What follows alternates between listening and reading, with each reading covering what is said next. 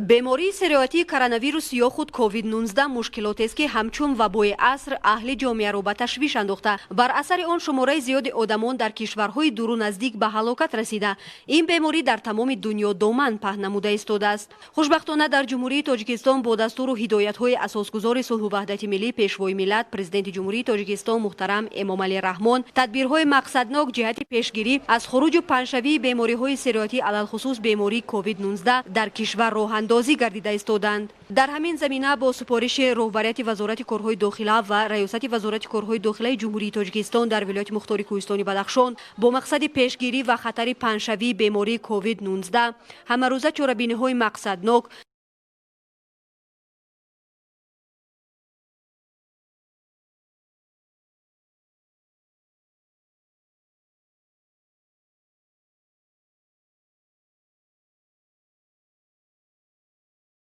корҳои фаҳмондадии пешгирикунанда дар шаҳру ноҳияҳои вилояти мухтори Кӯҳистони Бадахшон роҳандозӣ шуда истоданд.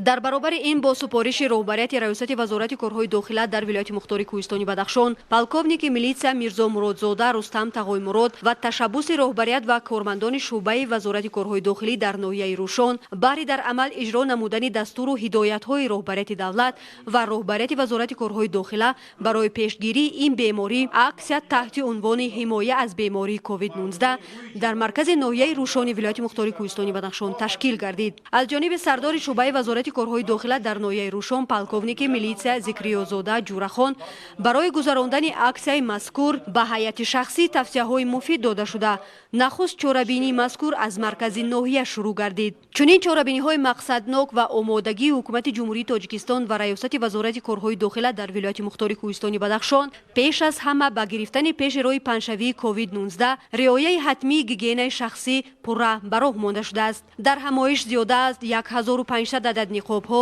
700 адад маълулҳои антисептикӣ ва зиёда аз 250 адад дастпӯшакҳои яккаратта ройгон ба бошандагон тақсим карда шуд.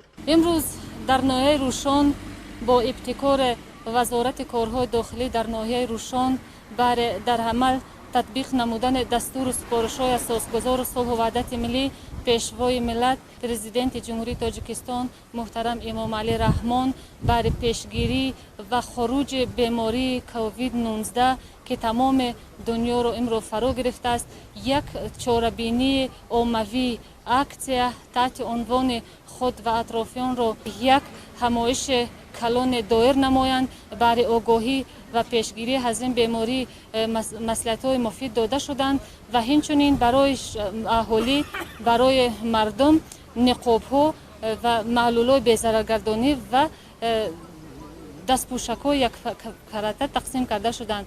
мо барошон миннатдории хешро изҳор менамоем. мушоҳидаҳо нишон медиҳанд ки шаҳрвандони мамлакат аз таҷрибаи дигар кишварҳо ва чораандешиҳои давлат хатари бемориҳои сироятиро хуб дарк карда тибқи тавсияи табибон амал намуда истоданд ва баҳри пешгирӣ аз сироятяфӣ ба ин беморӣ аз тамоми имкониятҳо истифода намуда истоданд. мо ҷавонони сокини ноҳияи Рушон миннатгузорем ки имрӯз аксия ташкил карда шуд ки ба мо ниқобо ва маълулҳои антисептикиро тақсим карданд ки маҳз барои пешгирии COVID-19 беҳуда нагуфта ҳастанд ки эҳтиёти ними ҳаёт ҳар як шахс бояд худро эҳтиёт нигоҳ дорад. кӯшишу заҳматҳои ҳукумати ҷумҳурии Тоҷикистон низ ба он равона гардидааст ки саломатии шаҳрвандон ҳаматарафа ҳифз карда шавад.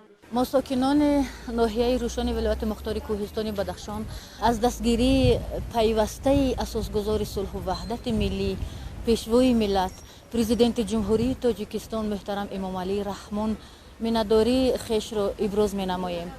имрӯз мо шоҳиди ҳол гаштем ки кормандони шуъбаи корҳои дохилии вилояти мухтори Кӯҳистони Бадахшон дар ноҳияи Рушон хусусан дар маркази ноҳияи Рушон аксияро оиди паҳншавии бемории сироятии коронавирус яъне COVID-19 ташкил карда шуд ва мо ҳамагон шоҳиди ҳол будем ки аз тарафи тамоми кормандони шуъбаи корҳои дохилӣ дар ноҳияи марказ дар тамоми кӯчаҳои ноҳия маҳлулҳои антисептикӣ ва ниқобҳои муҳофизатӣ тақсим карда шуд. мо миннатдории хешро инчунин ба вазорати корҳои дохилӣ برای چنین اقدام نیکش ابراز می‌نماییم. باید قید نمود که چاره‌بینی برای پیشگیری کووید 19 تحت عنوان حمایت از بیماری کووید 19 اینچنین در دهه‌های ده روشن، بهروشن، دیرزود و دهه برزود ناحیه روشن